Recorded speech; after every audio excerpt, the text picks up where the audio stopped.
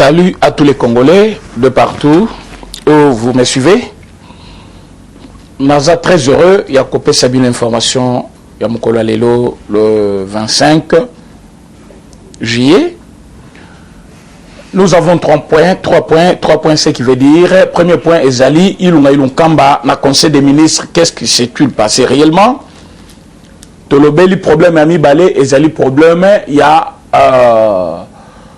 ministre de la Défense ou a sali communiqué contrairement na communiqué au Yailunga Ilunkamba. Je ne sais pas ce qui se passe. FCC divisé, ce qui veut dire que leur, s'il faut dire, éclatement c'est pour bientôt. Bazo kende ko palanga na bango, tu dis pourquoi. Et troisième point très important, ezali point il y a Fridolin Ambongo et Abechol. Qu'est-ce qu'ils jouent aujourd'hui? Je vais vous dire tous les secrets de ce qu'ils ont pu faire na niveau ya Makala, na niveau ya gouvernement central, et puis na niveau ya pas Jean-Marc Kaboun, et l'orni bazaki koluka, souci na bango zanine, et tokomi mena wapi, c'est ce que je vais vous parler aujourd'hui. Donc ces 3 points, ezali ba point moko ezali ko sala chaud na mboka na biso, bo comprendre pourquoi aussi mbongo ezali komata, makam tokolo belalelo yango wana, mama Suzanne Dagobert, place Ozali, mbote na yo, mama Esther Masanka, mbote na yo, Batebele bazali kolanda biso, mama Tatiana place Ozali, mama Tatiana Ngalula na peso mbote place Ozali, lelo bozali batu ya esengo ya kolanda ngai lisusu après makamnyon sur les kaki bo soutenir biso yango tozali ko remercier bino progressivement bozali ebele. On ne peut pas commencer à citer tout le monde dans une émission sinon to ça l'émission. Nous sommes des politiciens, vous savez. Mais pourquoi on le fait? C'est pour encourager au moins les gens qui soutiennent au moins les efforts que nous faisons aussi. Voilà pourquoi nous devons quand même vous les faire pour que cela nous fait plaisir. Problème, il y a Liboso Tozo Bandana, problème, il y a Fridolin Ambongo et Abechole. Qu'est-ce qui est caché réellement dans l'église catholique? Pour ne même pas parler de l'église catholique, parce que je vous parle comme un homme qui a vécu plusieurs années dans la église wana na yebi nyonso église. Église eza mabete, je le répète, église catholique eza na problème té. Et ba animateur église bango nyonso baza mabe té. Mais bato bazali mabe, je cite bien Ambongo cardinal et Oyo Abechole. Cardinal na yebiti sifo ko benga cardinal na lobi boy pour que Abe wana muto ayaka ko finga nga ba message wana Abe Jérémy Lubazadio bokanga kombo wana bolukango na Facebook boluka kombo na ezali Jérémy Lubazadio. Jérémy Lubazadio azali prêtre azali na Europe. Ce prêtre wazali ko bosana que moi j'étudiais dans le petit séminaire Kabwe avant naya na Nikalaï. Donc j'ai commencé par faire mes études dans le petit séminaire Kabwe. Donc je pouvais aspirer là-bas, mais ce n'était pas vocation nangai parfois. Mais la famille nangai, j'ai un grand frère qui est prêtre. Monsieur l'abbé Ngandou Mwamba que vous connaissez bien, il est prêtre, il est curé, il travaille. Et c'est parmi les premiers abbés à Mboka Oyo, Oyo Bakenda Sangoupé Bazali Mayele. Ce monsieur l'abbé Jérémy Lubazadio azali ko se permettre à kofinga baluba parce que tout elemeli ambongo ayeti na ba commentaire ya vidéo na ngai azo tchatche bien alobi bino baluba. Donc si déjà un prêtre hein monsieur l'abbé Lubazadio bino pe baluba tout o bazali kofinga, je pense que vous me suivez, parce que la politique aujourd'hui, je ne pense pas que quand Kabila était Katangé, on a pris tous les Katangais en otage, ils ne peuvent pas parler de leur pays parce que Kabila Zaki Katangé. Mais pendant que Kabila était là, il y avait aussi d'autres Katangais qui se retrouvaient dans l'opposition. Mouyambo, c'est l'exemple que je peux vous donner. Katumbi, même s'il a travaillé avec lui, mais par après, il a basculé. Toyebi wa Katangé belé. Oh yo bazaki na biso na kati ya UDPS bazana biso petit lelo na kati ya UDPS batikala te kokende na pouvoir ya Kabila, tout comme lelo tozana baluba mususu o bazali na kati ya opposition o bazali côté le président Félix sans pour autant venir à l'UDPS malgré bazaba Kassayen. Alors s'il y a aussi d'autres Kassayen qui par l'air sentiment, le président Félix Azo travaillait bien. Par leur façon de voir, le président Azo travaillait bien. Selon ces prêtres, soi-disant prêtres, Lubazadio, il fallait que tous les Kassaïens ferment leur bouche. Voilà, comme président Kassaïen, c'est quelle immaturité. Et puis, Moutouazali Moussali Anzambe, un religieux. Ouazali Koya, sur le net, sur les réseaux sociaux, avec un esprit tribal, avec le sentiment tribal en lui, dont il voit l'information, parce que Bissoto Lobela Kimakambouya, Cardinal Ambongo et Abbé Chol avec raison. Lélo complot et mon ami, Polélé. Je commence cette émission par cette histoire parce que ça m'a choqué. Si ça venait d'un petit voyou quelconque, Moutnion sur n'importe qui, pour Moutnion sur la façon dont se comporter, on va accepter les sentiments de tout le monde parce qu'en politique, on injurie, on frappe, on tue, on fait tout en politique. J'essaie dans la politique, il y a tout. J'accepte, il y a tout dans la politique. Dans la politique, il y a tout. Mais quand toi, un religieux, ou y a la politique, il y a un sentiment baninga. Ce qui est le cardinal Ambongo, Azali hostile contre le pouvoir de Félix. Si le président Ambongo, Azali comme le pouvoir de président Félix, c'est ce qui est c'est son droit le plus légitime. Nous sommes dans une démocratie. Il peut voir autrement que ce que nous voyons. On ne va pas lui en vouloir. Mais cela ne nous offusque pas aussi les droits de réplique envers celui qui voit mal ce que nous voyons bien. C'est comme moi je vois que le téléphone est noir. Il y a Yebsingano et blanc. Le collègue cardinal, je ne peux pas parler parce que son a le bélier. Jérémy Lubazadio a le prêtre en Europe. Ce qui n'a pas le collègue baningo ba fingaka. Né la fin du boyouzuya yo. Mais na botama bongote, na kola bongote. Je suis bien éduqué. J'ai étudié normalement dans l'école catholique au Batangisaka, réellement une bonne éducation. Je ne peux pas te répondre mal. Mais place aux alliés, je pense, Ebele, beaucoup dans Facebook, beaucoup de photos naïe, bon mais kakoye bise que atika la prêtre, s'il vient en politique, aya ko pousser bisote to banda pe kofinga lokola ba mususu normalement. Mais je vais parler de ça à comprendre que biso ba politicien, biso ba to sala ka politique, biso ba to setina ka banani ba couleur politique, to ko zala jamais dans même esprit naïe mutozali religieux. Mais si même lui-même religieux, il est même allé au-delà même il y a des politiciens. Jusqu'à Kofing la tribu Mokobo, Azo Finga Baluba. Donc un religieux Azo Finga Baluba. À quoi il est bon d'être religieux? Cause à la prêtre. Un abbé, Azaki Mutumoko, donc aux hommes on n'a pas de sainteté, Ayeba Kabikoloté, Ayeba Kabatouté. Mais a fini Baluba, Azo Finga Baluba. Binope Baluba. Bota la Facebook, on a photo naïe. Bon, le capé numéro n'est pas bien. Bon, comme la même diocèse naïe, tribalisme, il y a zéli kosala. Donc, c'est comme si l'église catholique aujourd'hui se transforme en un parti politique. C'est par là qu'on va débattre aujourd'hui. Est-ce que Senko et Zali, parti politique, ou Zali organisation religieuse? Alors, ce qui est Zali, organisation religieuse, il faut bâtir Kala. Dans le contexte, il y a l'église. Maintenant, comme étant, bateau Bazali ko encadrer la masse, le peuple, ils ont droit aussi de s'impliquer dans la politique pour la vie sociale. Il y a bateau Bazali ko Kamba. Oui, ils ont droit. Ils peuvent intervenir. Ils peuvent regarder là où ça ne marche pas pour dire voilà, ça ne marche pas.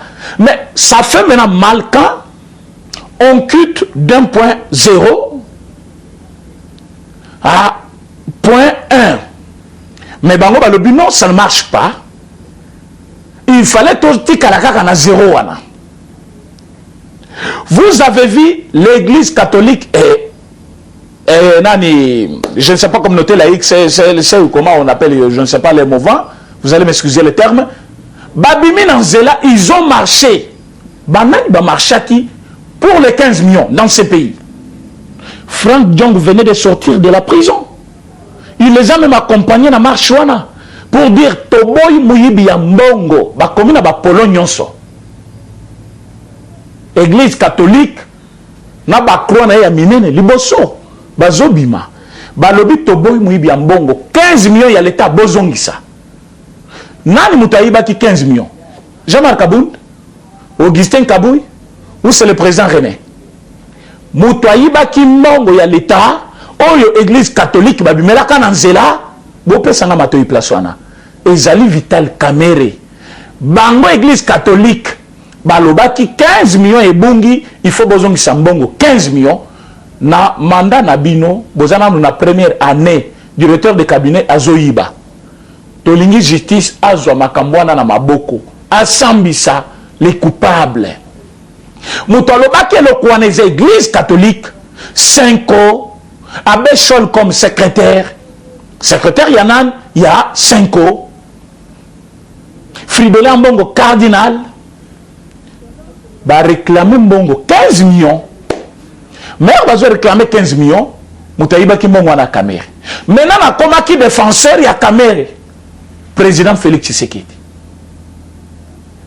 bazo tuna yetina poto partout alobi non Mbongo c'est vrai Mbongo ebungi selon Batunde bazoloba mais Mbongo na ebungi et pas na biso obino bobenga ka rétro commission kuna bango ba considérer ka onete cop na bango c'est-à-dire mutozo travailler pour l'état mazo le kapaz la na rétrocession quelque part na Mbongo wana o ya musala zo sala l'état ba pese commission ba pese boy voilà pourquoi dès mon retour au pays n'a ko créer agence so babenga ka ya lutte contre la corruption annoncé qu'il y a en France na TV5 France 24 tango alobi makambwana babalusaki yango awa et comme bomoni chef de l'état ndimi cop à la tête ya pays chef de l'état boy ils ont fait trop de commentaires et en ce moment là quand ils ont fait des commentaires le chef de l'état était là tellement il veut agir comme un homme d'état il veut agir avec l'assurance de ce qu'il est en train de faire voilà ça lui a coûté toute une année il y a une enquête jusque là problème à 15 millions coûte va trancher en côté mais tant le problème monsieur Chamibal et s'ajouter problème il y a saut de mouton problème il y a bas maison préfabriquée voilà là où le chef de l'état dit à la justice fait son travail justice fait ton travail pourquoi ils ont compris par après que Moussala oyo réellement justice fait ça là et ça kanga milibi mais moutoua na yibaki 15 millions c'est le seul là Kamerhe moutoua ko détourner Mbongo oyo bazo benga Mbongo ya saut de mouton Mbongo ya ba maison préfabriquée toujours Kamerhe lelo bakangi Kamerhe à quelle prison église catholique à Tambola ici il faut parler de l'église catholique je pense que c'est une erreur aussi de ma part il faut parler de Cholet abbé Cholet et nani cardinal Mbongo o bazali à la base il y a organisation moko boye ya batu na bango o bazo tindika na nzela et ba tindiki batu na nzela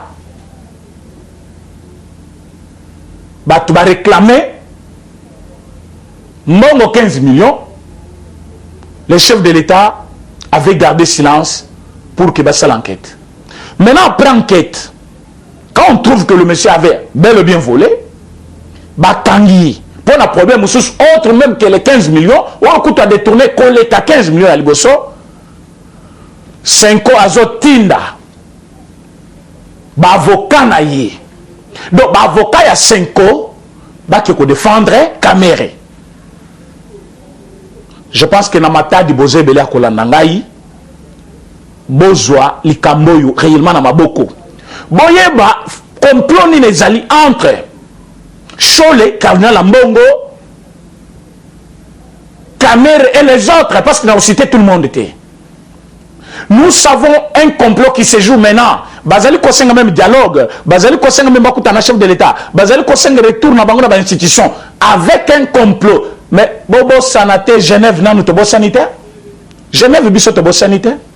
Avant que Genève boloba ki to ko voter Félix Tshisekedi président candidat comme il y a opposition. Maintenant, tu as dit que tu as dit salaki. Tant que tu termines triomphal, tu as dit na téléphone, tu as dit yango. Alobi tu sais que déjà leader.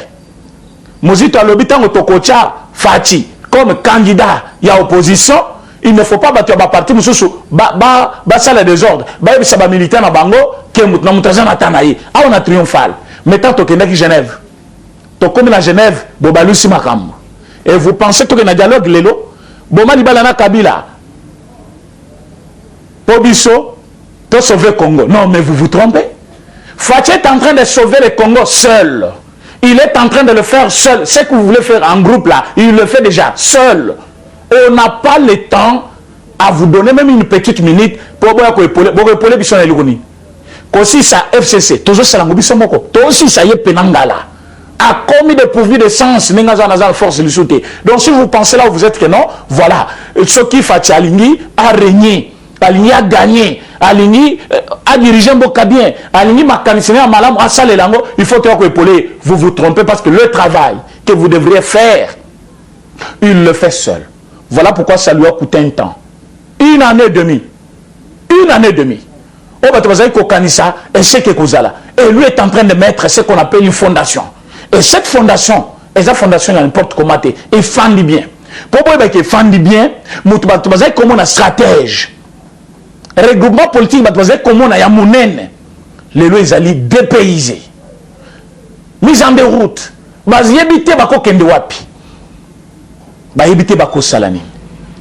Nous avons en face de nous les gens qui complotent contre la nation.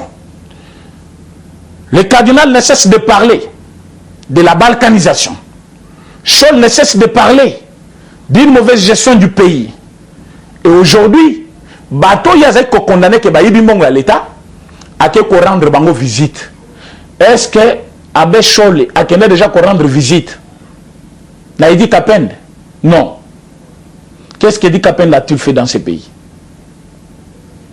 Est-ce qu'il a déjà ko rendre visite? Na Mwandansemi? Non. Est-ce qu'il a déjà ko rendre visite?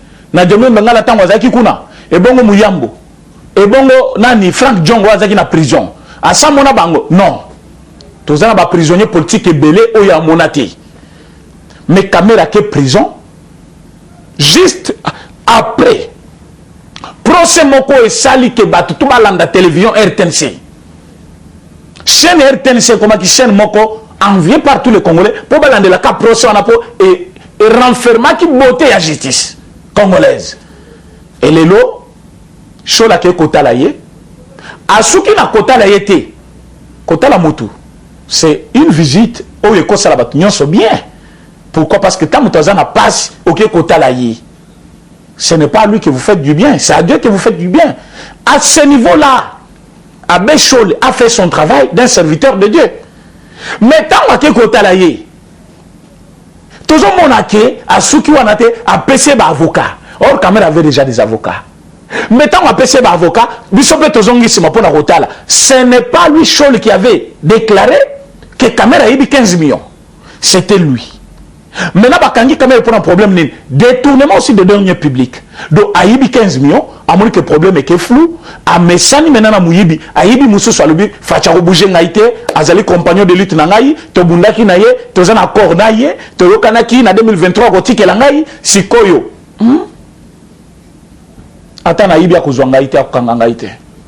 Voilà pourquoi il fait tout avec aisance, avec facilité. Et dans cette facilité, où Azali Koyiba, Azali Kosala, Azali Kosala, à Bossanike, à un moment donné, Kanda et Zamupaya. Et Koki Kozoa à n'importe quel moment. Tout comme Koki peut coller à n'importe quel moment. Président Félix Azamutu, à Koki peut Kozoa Kanda, tout comme à Kokozala, très tempérant vers vous, mais à un moment donné, parce que à un moment donné, président Félix a moniqué trop c'est trop. À celle qui va qui côté la caméra, ce n'est pas parce que Balini caméra, parce que Bangonde va réclamer 15 millions et pas naïe. Et donc celle qui va qui côté la caméra, ce n'est pas parce que Bazaba tout malam, mais c'est parce qu'ils veulent comploter contre le chef de l'État. Alors Balingi. Donc quand ton ennemi devient mon ami, c'est-à-dire quoi? Pour caméra à ce niveau il y a comment qui wana, à comment qui met ennemi à Félix chef de l'État. Pour soutenir les alaki. Bamona kaka président zo gérer mabé. Pour moi mignon sur projet yazo yiba. Pour ba projet chef de l'État et simbate. Mbongo ezoya pour la société pétrolière, il y a 15 millions à tiens compte naï. Mbongo continue à compte à délocaliser à tiens compte moussous. À comment qui n'est ennemi à chef de l'État. Maintenant tant que en prison, le chef de l'État abandonné à compagnon naï. Maintenant tant qu'il y a Azali qu'on s'approcher naï, comme pour dire voilà, c'est nous qui sommes proches de vous. Tala mutukuto yaki naï pouvoir, nous allons abandonner. Donc c'est pour faire voir à caméra que non, voilà biso tous approche naï. Bisoku tutozara yo tozo tala yo tozo pembe na yo le chef de l'état kutazo qui paye yoté alors to former bloc na biso ndenge moi si ya caméra déjà ça kendaki akutanaki déjà na moi si ya Kabila bazali ko kamena caméra Chole et cardinal Mbongo et Kabila ba former bloc maintenant même ba azotoki à la porte avec souci que ceux qui ba boyeli aller ba se former ba comme bloc moko. J'ai commencé par vous faire voir ce qui a fait que Baké Kota là. Kamere. C'est le souci là. Il y a collecté que tu as poche nayo, tolingio, tu as ce pelanayo. Par contre, mutache so, les président le chef de l'État. Aux en même mon côté. Il y a un coup de toujours pèse à avocat nabiso pour approuver une nonsense nayo. Au ibité. Ah, les lots caméra ibité. Mais tant de marché qui prend 15 millions. Tant de marché qui prend 15 millions. Tant mon ami monsieur lobby azo loba oh lobby va ko libérer caméra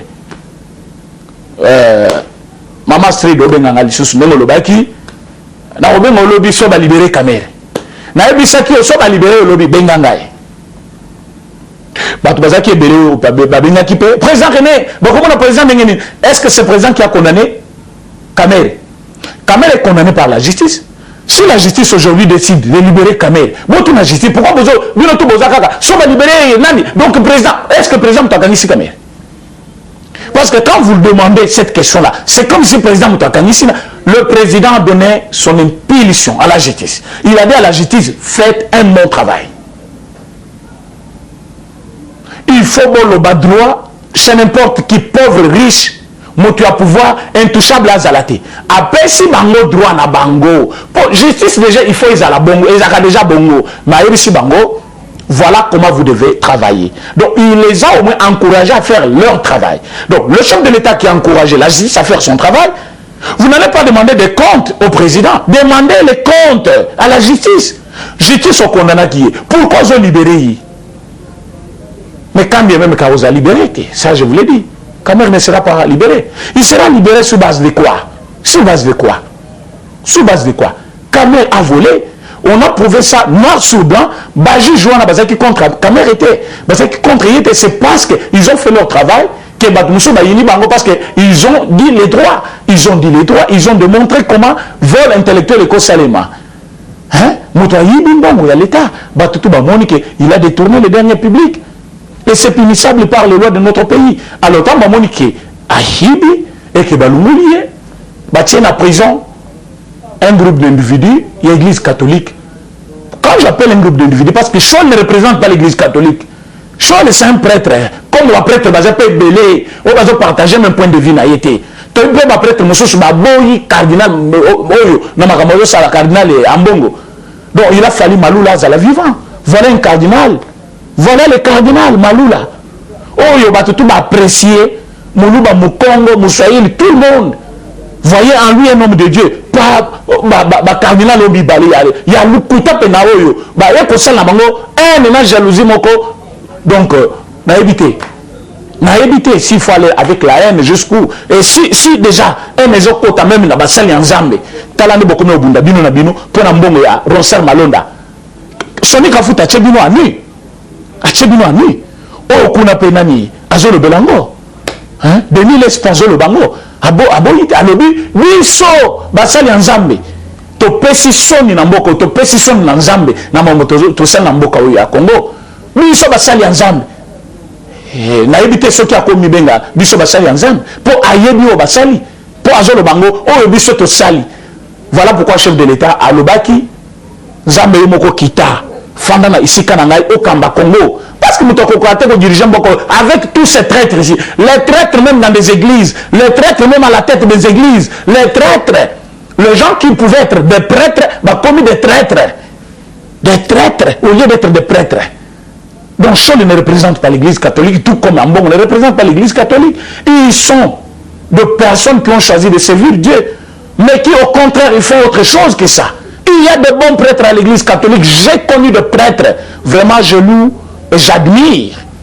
Et je suis même fier d'être encadré par les gens comme frère Kassongo Kantambwe, Ami Kalai, un frère digne d'être un frère. Donc quand vous êtes devant lui, vous sentez que non, il y a un religieux devant moi. Un religieux. Azali Moutaza Bambeba na yeso yebi mabena mususu, oyebi yango pour Azamutu, akotika la mutu. Mais quand vous êtes devant lui, vous sentez que j'ai un homme de Dieu devant moi. Il était aussi catholique.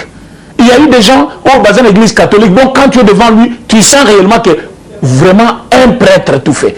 Un messilabé qui est là. Mais ces gens ici, bah, comme moi qui ça sonne une église catholique.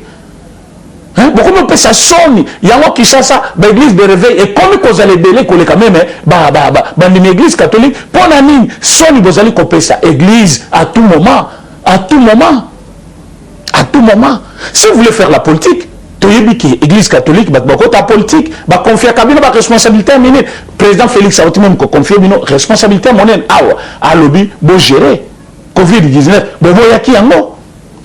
Il vous a invité. Investiture invitation convocation mais après investiture bondimi gipo ya pesa kibino na kati ya stade après simutuka bondimi yango quelle honte bino siko boyo ko benga ye aye. Vraiment la simplicité c'est aussi une valeur. Plus tu es simple on peut gagner plus de valeur que moto azali trop arrogant orgueilleux. Après, à cause de désavoué par tout le monde, net baou. Comme si bayebi kole kabatunyonso, comme si bango tala. Ba classe vous otanga la batu musu batanga. Si vous otanga théologie, mutu musu batanga comptabilité, mutu musu otanga droit, mutu musu sala fiscalité, mutu musu sala na nani ba filière les belé ba domaine les belé. Sciences et théologie, soit philosophie. Donc tant que tangi aussi c'est un grand séminaire pour toi, tu as une leçon à donner à tout le monde. Tous les dirigeants du pays. Parce que toi, tu fais quoi? Parce que toi, tu fais quoi? Les écoles, les écoles les plus chères, les écoles, en bon, elles diriger. Il y a l'église catholique. Et vous trouverez, dans la place où ils ont les écoles catholiques, au commun, où ils ont écoles conventionnelles catholiques agréées, écoles catholiques, tout ça, ils cherchent deux moyens là-bas. Mais il y a des prêtres, il y a des sœurs, au Bazali Nakati église, ils cherchent l'argent de leur propre façon. Donc Bazali, les religieuses et les religieux qui cherchent le moyen, Nakati église, mais de leurs propres efforts. Au moins que Bazali qu'on se démène pour gagner. Mais Bazali coûte une charge à l'Église église belé, Bazali comme ça cher. Na kota en église, na Saint-Raphaël. Na mona jalousie moko, na niveau moko, et qu'on ose Saint-Raphaël. Namona pena tribalisme, namona tribalisme. Je le dénonce aujourd'hui, je le dis avec courage. Bazol on l'enseignant boy. Parce que Azaki Moutuya nami kuiluté. Moi j'ai vu ça, j'ai vécu ça. Et j'ai même intervenu. Na lobaki na ye kende un jour. Nzamba kopambola yo. Bato bakotikala batikala. Basala musala. Pourquoi? Tant que cardinal Mosengo Zakuna a commis ça qui école besoin mona ya nani Saint-Raphaël comme école privée na yemoko donc mutu soko achaka ka mutu ya lingi et bato bazaki kuna o bazo crier le tribalisme bazaki plus bato province na ye. Mais c'est pour dire que bato province na nyoso bazamabe tout comme bato bandu bazamabe non na moni da palou balou bazo sala musala na moni na palou na parti politique palou balou bazo sala musala or palou bato babi ke na palou bato bazaki belé kuna bazali bato abandon mais j'ai vu balou bazo sala musala donc bato abandon tout bazama bete tout comme balou bato bazama bete tout baso bato bazama bete mon na niveau na ye bande ko sala musala selon rôle nzamba pesa moko na boko na biso si tu sais servir ce pays avec amour au moins que tu comme à niveau en tête mais si tu comme à niveau ko kabola nenge fridola mbongo nana ni bazosa kota lelo na université catholique o ezawa o ezaki liboso faculté catholique okoyeba tribalisme nini ambongo azo exercer na ekolo wana yo Jérémie Lubanzadi o oza prêtre kuna nayebi te so oza prêtre ya modèle nini oyo ozali komona bato bazali ko soutenir président Félix mabe basali eza parce que balingi président soit bazoloba bien fait ya président mabe yo moni yango wana. Je demanderai à tous les Congolais étape oyo tozo vivre lelo tozali na ba ennemi misato ennemi ya liboso bato na utuko tanga mibale o bazali komona comme cette église catholique comme bien privé na bango ennemi ya mibale FCC bomonaki marche FCC ndenge azimbongo ya mboka akaboleli batu po baya na marche batu pe baya marche bakaboli mbongo bien te balie mbongo bien te bazongi pe babandi banzembo babandi pe kobunda. J'appelle vraiment la jeunesse congolaise à une conscience tomeka côté ka jeunesse na biso na venir na biso tel kolo ya 5 000 3 000 francs lelo kozanga 3 000 5 000 melobi okozwa avenir ya mutu nyonso zambe mutu ayebi yango Lumumba abotama premier ministre te abotama héros national te avivant na pasi il a souffert. Ce que Tshisekedi est aujourd'hui c'est le travail de plus de 30 ans.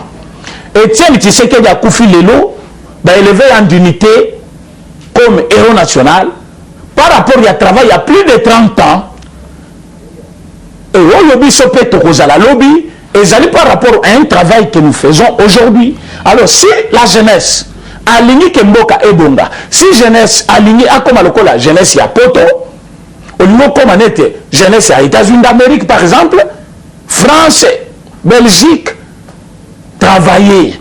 La Chine a travaillé. Chine est qui risait du monde en 1990, 1992, 1996. En 1996, le nombre de vélos dépassait le nombre de véhicules en Chine. En 1996, ici, une année avant entrer à Kabila. Mais les lots, au comparé Chine à pays nini, à part les États-Unis d'Amérique. L'accord Bazali, première puissance mondiale non proclamée. Chine a été plus loin. Ils ont commencé par encadrer la jeunesse. Bazotina bango na formation, batindi bango poto na batangi me ba ju bango en charge. Makambo président Félix Tshisekedi azali koloba du matin au soir comment encadrer la jeunesse. Comment tokokota. Voilà pourquoi il a commencé son action par gratuité de l'enseignement. Oh notre zo bo sanaku tous les lots bazo oh il n'a rien fait jusque-là. Il n'a rien fait. Couper sa batou, formation gratuite. Dans le pays, ceux qui nous ont bien formés. Mais c'est ça l'héritage qu'on peut laisser au pays. Quelqu'un qui est bien formé, il va résister pour son pays, il va défendre son pays, il sera lui-même incontournable. Voilà pourquoi il sera un homme constant dans sa vie et jusqu'au preuve du contraire, pays naïe, bako kozongo par une ressourceté. Mais nous avons formé, babana koko ça y est. Au moni, tu as ça la rébellion. Le cola basoda baza belé yaka tout ça l'échange bako kota na rébellion wana et makambe kobeba. Et vous pensez que le chef de l'État donnant la gratuité de l'enseignement, il n'a pas bien fait. Oh, mais c'est le meilleur cadeau qui soit dans ce pays. Donc motunyo soit kotan c'est moi na ofélé ayeba que moi na tango azotanda à cause de un bien pour l'avenir du Congo. Mais ce qui gratuité et enseignement exaté. Nani parents pénal na zo futa mabienté. Avenir de moi dans les wapi. Fatia fait beaucoup de choses. Et avenir les jeunes, ils ont beaucoup na yemoko. Mais tant que vous avez 5 000 francs, bah personne lichette, toujours du mananzela, toi qui reçois la marche. Marche non, marche de soutien aux institutions du pays. Comme pourquoi yemoko a mis la lobby, il meurt déjà au Fatia qui n'a pas conseil des ministres à lobby bande konangai. Je vous dis, gentillesse ya modèle wana. Bato kanisa kia koyana kanda président Félix Saye très serein à ce qui si bango à l'aise azaki cause nana komaki mukanda il na moto komaki mukanda ne lobby contre saint ezali coopé ça contre saint plutôt ezali coopé ça équilibre entre chef de l'État et premier ministre non faute grave une faute grave d'abord ne lokwana. Professeur Mbata, merci. parce que le Belek Yango place au Batutu Bakolandango. Donc il ne doit pas se voir dans la peau du président. Il n'est pas président. Équilibre, comment équilibre entre le président et la primature? Équilibre exacté. C'est la hiérarchie. Quand on dit équilibré, ça dit quoi? Toujours on a nani tout le belango a la définition moko normale. C'est-à-dire au tche pas moko koto pas mon sous koto bazo pesame et zanenge moko. C'est ça ce qu'on appelle donc les deux poissons équilibrent. Non mais premier ministre n'a président bako za l'équilibré té bako zanenge moko té. Et contre ça ezali pratique ou ezali ko salaki pour que document ya l'état. Elles ont forme parce que c'est du point de vue forme. L'acte s'appelle l'acte présidentiel. L'ordonnance présidentielle. L'acte engage le président qui est le premier signataire. Moutoua Zali co-signé Moutouami Balé. Et Zali pour du point de vue forme. Est-ce que quand le directeur du cabinet signe un document, il y a chef de l'État, il contresigne, non? Pourquoi on appelle contresigne? Donc il y a eu d'abord signature, il y a Oyo acte Zali ko engagé et Moutouami Balé a Zali ko ajouter signature naïe pour rendre les documents dans le format administratif Oyo et Zali acceptable par le loi du pays. Maintenant tant yo aux Zali ko définir contre ça comme si c'est propriété privée naïe, non. Pourtant Balobi l'article 90 de la Constitution, parce que j'en ai parlé plusieurs fois, au Balandek émission à lobby, je ne vais pas me répéter, Bayemike, Ezali, droit, il y a Premier ministre seulement té. Dengue Bazok, mon angoka, parce que Balobi, ordonnance à chef de l'État pour la nomination et qu'on a signé par le Premier ministre, article 82. Mais l'article 90 Balobi, le gouvernement, ils allaient composer le Premier ministre, ou les chef du gouvernement, ministre, vice-ministre, et dans les cas échéants, le vice-premier ministre et le ministre délégué. Maintenant, comme il y a des ministres délégués, il y a des vice-premiers ministres, en cas d'empêchement, intérim vous allez jouer ou assuré plutôt par le ministre qui a la préséance, le bel coûte vice-premier ministre. Donc même les vice-ministres, même les ministres délégués, même les vice-premiers ministres, ils ont droit. Il y a quoi assurer intérim, il y a Premier ministre, soit zaté. Mais comment vous prenez cet acte comme si c'est l'acte qui vous engage directement? Non plus. Mais c'est Ilunga. Alors, quand tu as communiqué dans le lobby, il faut, tout un chef de l'État, pour que je tire ces choses au clair. Ça fait 2 fois que Ilunga a manqué le reste, chef de l'État. Voilà, chef de l'État envoyé, à celle comme parent n'andako, ouais, que moi, on a fauché déjà, mettant mon papa Zoya, moi, on a fait Sembo Tandimi, à l'accès candidaté, à Zozelescoyo, à mon réaction à moi. Pour confirmer le problème, tant que nous avons un conseil des ministres à lobby, afin de le collaborer, moi, madame, si tout maloba, il y a 5 lobate, article kolobate, qui conseil ici? Et vous me dites que c'est par hasard? Non. Il a été déjà conseillé par plusieurs personnes. Il a été conseillé. Au moment où le conseil des ministres, il y a des choses, mais qui et pas Félix, tu sais que tu l'as. Il y a des choses. C'est une démission. Tika ya loba. Ce qui a abordé tika pe point wana.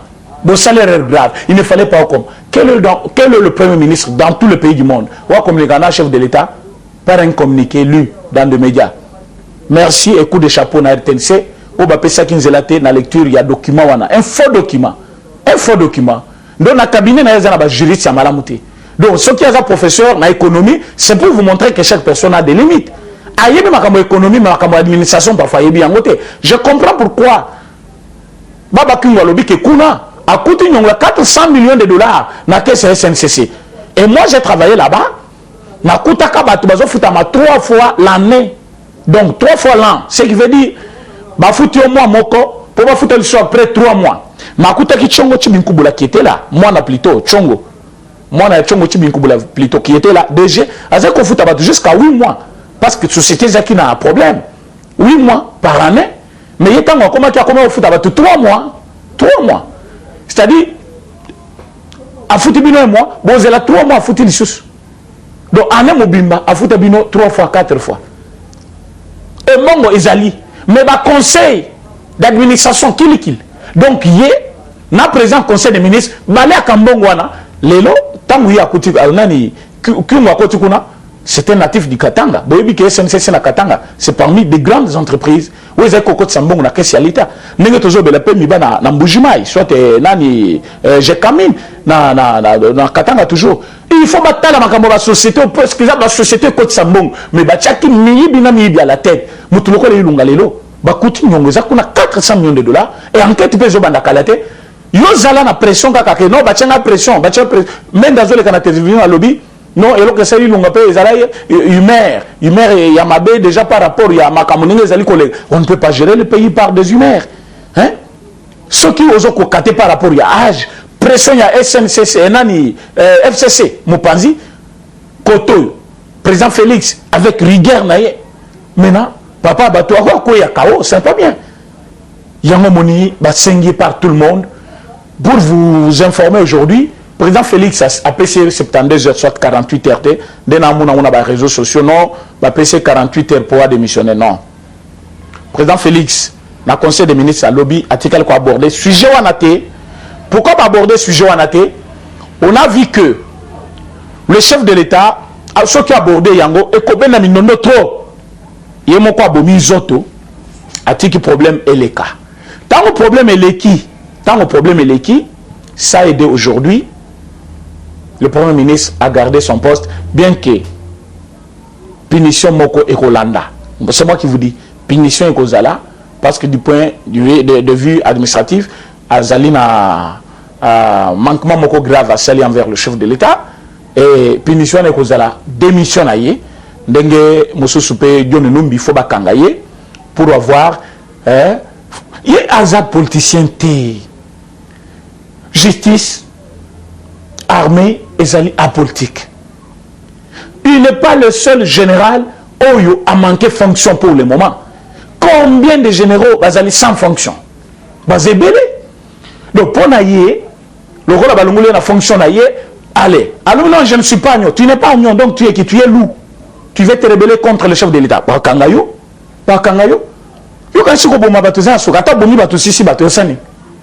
Vous n'allez pas commencer à tuer. Bando Boma qui tue en a pété boni au mati, ou est celle que non, il y a commis maréchal pour Bomarabat. Vous avez général, poste à Soga, fonction à Soga, nani, grade à Soga Zonangan. Au comment on a grade, monsieur Souté. Kobomate au Bomati Wapi. Le mieux, ça va contribuer au Bomaye, au Bomati Wapi. Tu es général, Baloumuli on a fonction, de Baloumuli, général, monsieur Sou. Allez, non, je ne suis pas non. Et pour ben si bat ma ferme na yo. Na ferme na yo. Au bandi ko loba n'importe quoi, au bandi ko loba, au loba nini, pona nini. Et puis bah monsieur soit tango fort pe azana fonction likoloba kitisi. Pourquoi lobité? Complot. Donc kotoyo église catholique, nani Kamer, memba, bazo sala complot na la muka, kotoyo pe mais la muka sikoyo ba comme divisé. Ba monsieur ba se ba toquer porte pas na biso avec l'udenine. Tondi mabam. Soto boy ba ke ko comploter. Alors biso to lobby na notre niveau tous on a besoin de biloko nyonso anate. Président Félix Azo Kamba mboka bien. Makambo bozali komona ezali bato balingi mboka te na souci na bango bazali na besoin ba comploter contre Félix Tshisekedi et puis mboka ebeba. Alors boyeba ke basoda nyonso o bazali nommé sika ba bande remise et reprise. Et parfois papa ilunga bazo bosana kuna ayeba ke kuna remise et reprise zo salema. Ya lobi makamwa netaliété mais bango pe bazo sala remise et reprise. Donc bazo zelayete. Donc, le président chef de l'État a nommé ordonnance des contre-signé et puis Kalaté Zokota déjà na journal officiel. Donc, cette fois-ci, vous allez Kabo. Ce que vous avez signé, va Kangio. Président Félix a fait ça que temps est belé. Temps est belé. Mais là, vous allez comprendre. Hein? Pouvoir les akunate, pouvoir les anakingakat. Kingakat, il n'a commis collé là. Oui, bah, Congolais, il faut changer de mentalité. Continuer non, pouvoir les entre bangomi balé hein et bon bah mina zela ponani bazolo ba ponani bazolo la nini a comme dictateur ndengeni chef qui tout a signé plusieurs fois par ordonnance à chef de l'État et puis contre-signé par Mouilania Ouazagi directeur de cabinet. Lelo Mouilania a se plaindre pourquoi vice-premier ministre a signé et bon chef qui tout Azaki premier ministre. José Makila a signé plusieurs fois par ordonnance présidentielle. Et contre-signé par Mouilania aussi. Wazaki directeur des cabinets, certifié conforme à l'original, par le directeur de cabinet du chef de l'État, Nan Mouilania. Tant que vous certifié, vous avez comment on a été contresigné, papier, on est en ordonnance, Azali, vice-premier ministre. Vous avez belé plus de 40 ordonnances signées par le chef de l'État, contresignées par le vice-premier ministre. Mais ça change aujourd'hui parce que le président s'appelle Félix Tshisekedi. Parce que c'était Joseph Kabila. Là, vous ne pouvez pas vous attaquer à lui. Voilà pourquoi cette fois-ci, nous allons finir avec vous.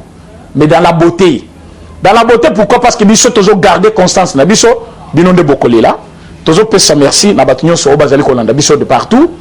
Nous avons fait mbote. Nous avons fait Félim Foumou, place aux Ali.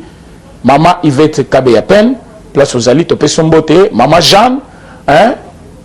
Batutu au Bazalaka. Nabiso à tout moment. Au Babenga Kabiso. Hein? Papa Manassé, place aux Ali. Nous avons fait mbote. Aux États-Unis.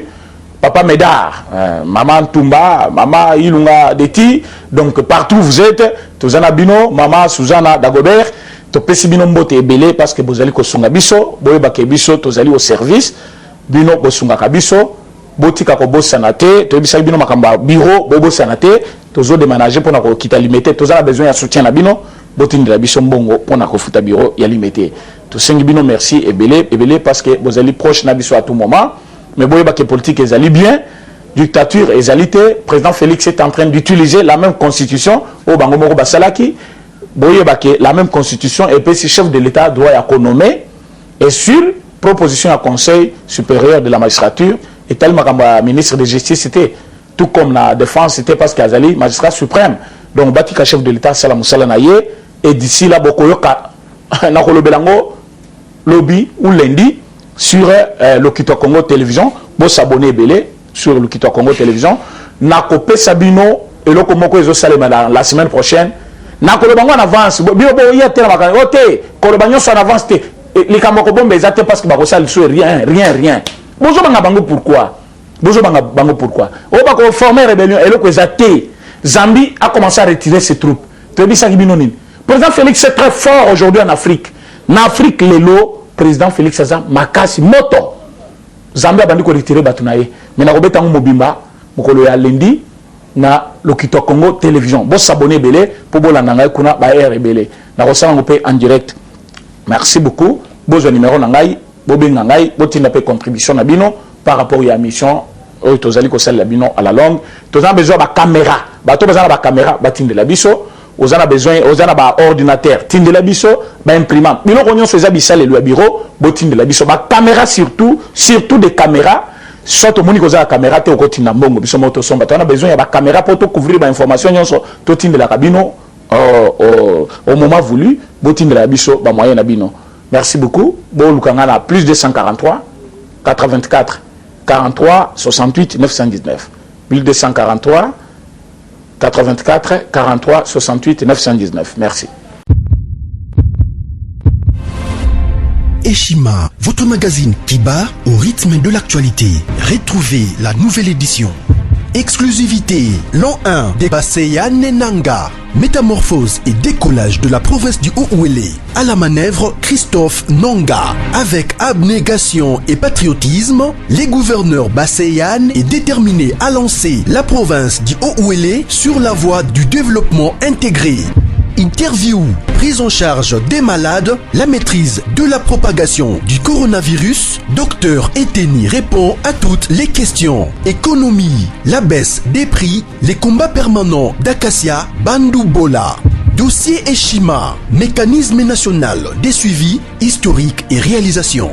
Focus, Sele Yalagouli propose des nouveaux paradigmes de développement indispensables à la relance de l'économie. Nation, championne du social, Agnès Mouad Nawej et la CNSS offrent $1 million dans la lutte contre la pandémie Covid-19. Moussa Mondo sensibilise et prend en charge des personnes vulnérables. Parité, Olive Lembe Kabila, modèle de générosité et d'entrepreneuriat féminin. Afrique, un déconfinement aux multiples facettes. Retrouvez l'intégralité du magazine Eshima dans les kiosques. Eshima Magazine, un nouveau standard d'information.